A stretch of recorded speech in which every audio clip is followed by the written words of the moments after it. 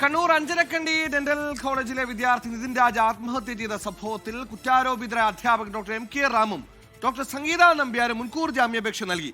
ആത്മഹത്യയിൽ തങ്ങൾക്ക് പങ്കില്ലെന്നും ലോൺ ആപ്പിൽ നിന്നുള്ള ഭീഷണിയാകാം നിതിൻ രാജിന്റെ മരണത്തിലേക്ക് നയിച്ചതെന്നുമാണ് തലശ്ശേരി സെഷൻസ് കോടതി നൽകിയ അപേക്ഷയിൽ അധ്യാപകർ വാദം പറയുന്നത്.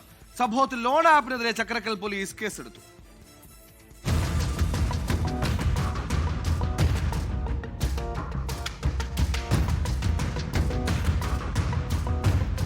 ആത്മഹത്യാ പ്രേരണ കുറ്റം ചുമത്തിയതിന് പിന്നാലെ ഒളിവിൽ പോയ അധ്യാപകർ വെവ്വേറെ അഭിഭാഷകർ മുഖേനയാണ് മുൻകൂർ ജാമ്യാപേക്ഷ നൽകിയത്. സംഭവം നടന്ന ഏപ്രിൽ 10 രാവിലെ മുതൽ ഉച്ചയ്ക്ക് 12 മണിവരെ പ്രിൻസിപ്പലിന്റെ ചേംബറിലായിരുന്നു വിദ്യാർത്ഥി ഉണ്ടായിരുന്നത്. ഈ സമയം താൻ അവിടെ ഉണ്ടായിരുന്നില്ല എന്നാണ് ഡോക്ടർ റാമിന്റെ വാദം. അധ്യാപികയായ ഡോക്ടർ ലതാ ശശിധരന്റെ നമ്പർ ലോൺ ആപ്പുകാർക്ക് നൽകിയത് നിതിനായിരുന്നു. ഇതിന് പിന്നാലെ അധ്യാപികയ്ക്ക് നിരന്തരം ഭീഷണി സന്ദേശങ്ങളും കോളുകളും ലഭിച്ചു. ഇതിനെക്കുറിച്ച് സംസാരിക്കാനാണ് നിതിനെ പ്രിൻസിപ്പലിന്റെ ചേംബറിലേക്ക് വിളിച്ചു വരുത്തിയത്. അധ്യാപിക പരാതി നൽകാൻ ഒരുങ്ങിയതിലുള്ള ഭയമാകാം ആത്മഹത്യയിലേക്ക് നയിച്ചതെന്നാണ് ഡോക്ടർ റാമിന്റെ വാദം. 17 വർഷമായി ഇതേ കോളേജിലെ അധ്യാപകനാണ് താനെന്നും കർണാടകയിൽ ജനിച്ചു വളർന്ന താനും ഒരു പട്ടികജാതി വിഭാഗത്തിൽപ്പെട്ട ആളാണെന്നും അദ്ദേഹം അപേക്ഷയിൽ പറയുന്നു.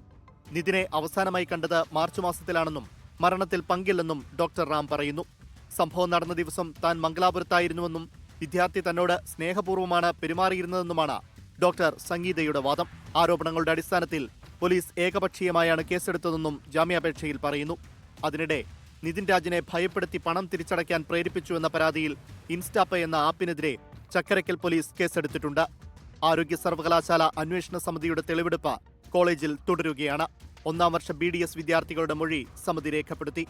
അതേസമയം നിതിൻ രാജിന്റെ മരണത്തിന് കാരണക്കാരായ അധ്യാപകരുടെ അറസ്റ്റ് വൈകുന്നതിൽ പ്രതിഷേധിച്ച AISF, BSP, SNDP, Dalit federation തുടങ്ങിയ സംഘടനകളുടെ പ്രതിഷേധ മാർച്ച് നടന്നു. SFIക്ക് പിന്നാലെ KSUവും കോളേജിൽ യൂണിറ്റ് രൂപീകരിച്ചു. 24 കണ്ണൂർ.